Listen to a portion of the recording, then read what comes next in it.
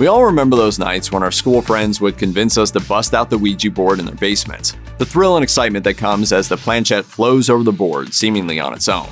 The chills wave down our spines when the spirit on the other side of the board happens to know some hidden detail about our lives and futures. Most of us buy into the psychological explanation that it's our own minds causing the planchette to spell out our names or tell us Fluffy the puppy is happy far, far away living at the farm.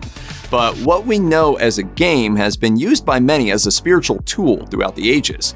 Those with a strong religious nature tend to believe Ouija boards can contact the dead and serve as portals that allow evil to enter our world. Demons and devils capable of inflicting torment or even possessing the board's users. Maybe the seemingly innocent Hasbro board game isn't as innocent as we were led to believe, because some horrible things have definitely happened to people playing with one.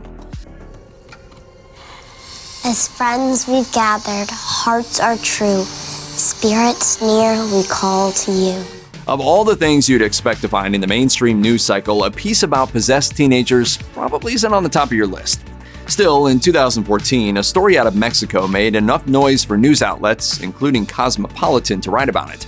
3 American siblings and their cousin were in San Juan Tlacatenco, Mexico, playing what they thought would be a fun little game with a board that has been used by occult practitioners to contact spirits for centuries. You know, just good old-fashioned fun.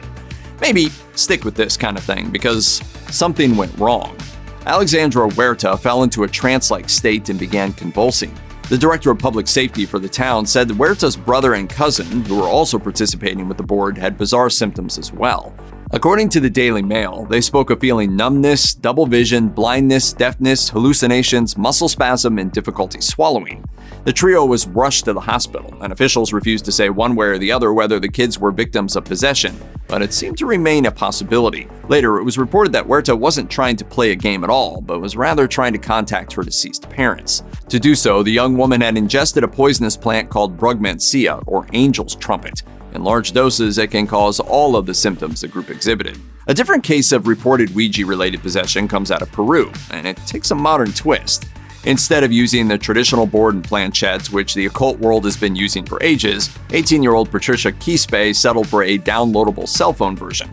The scene: it's October 2015 in Lima, Peru, and Miss Quispe is hanging out with her friends for the weekend. With October being the start of the spooky season, the group didn't have anything better to do than to try to contact the spiritual realm, like any other normal teenagers. They busted out the phone app, did their thing, and Quispe went home. Upon her arrival, her parents noticed there was something wrong. According to the Australian Broadcasting Corporation, the girl's parents called an ambulance after she started foaming from the mouth and convulsing. It wasn't long after she was taken to the hospital that those around her drew the conclusion that she was possessed by demonic spirits.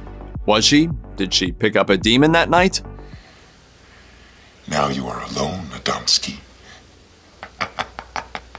The Ouija board, according to Psychology Today, has become a popular way to pass the time in South and Central America over the years, which may explain why they have the most cases of reported possession. Some of these cases involve massive numbers of people. In 2014, around 35 students in Bolivia were taken to the hospital when they fell into trance-like states.